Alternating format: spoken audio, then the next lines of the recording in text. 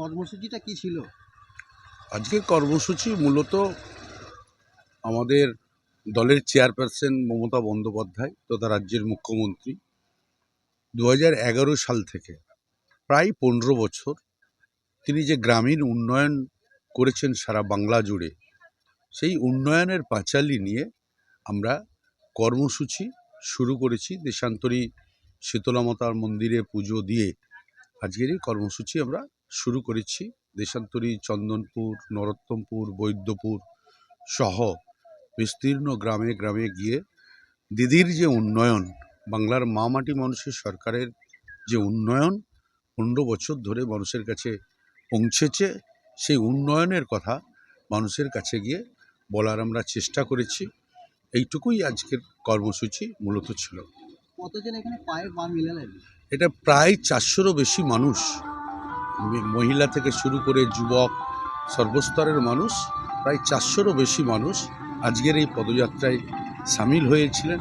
এবং গ্রামের মানুষের যে স্বতঃস্ফূর্ত, সেটা মানুষ যে মুখ্যমন্ত্রী মমতা বন্দ্যোপাধ্যায়ের পরিষেবায় খুশি, আজকের এই পদযাত্রার মধ্য দিয়ে আমরা অনুভব করেছি মানুষের আবেগের কথা।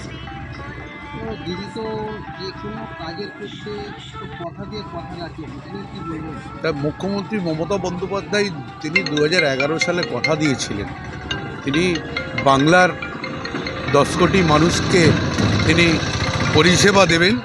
তিনি কথা দিয়ে কথা রাখেন। তার কারণ হচ্ছে দুয়ারে সরকার থেকে শুরু করে আমাদের পাড়া আমাদের সমাধান থেকে শুরু করে বিভিন্ন পরিষেবা দেওয়ার ক্ষেত্রে তিনি বলেছেন, আমি ভোটের সময় নির্বাচিত হই জোড়াফুল থেকে, ঠিক কথা, আমি নির্বাচিত হয়ে যাওয়ার পরে বাংলার 10 কোটি মানুষের মুখ্যমন্ত্রী।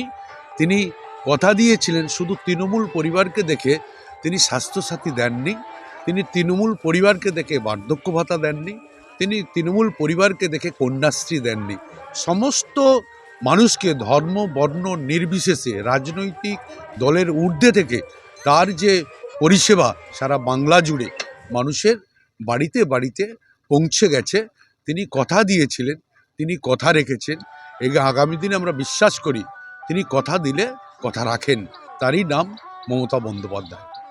আমি জুলফিকার আলী মোল্লা, সাধারণ সম্পাদক হাওড়া জেলা গ্রামীণ তৃণমূল কংগ্রেস, কর্মাধ্যক্ষ হাওড়া জেলা পরিষদ।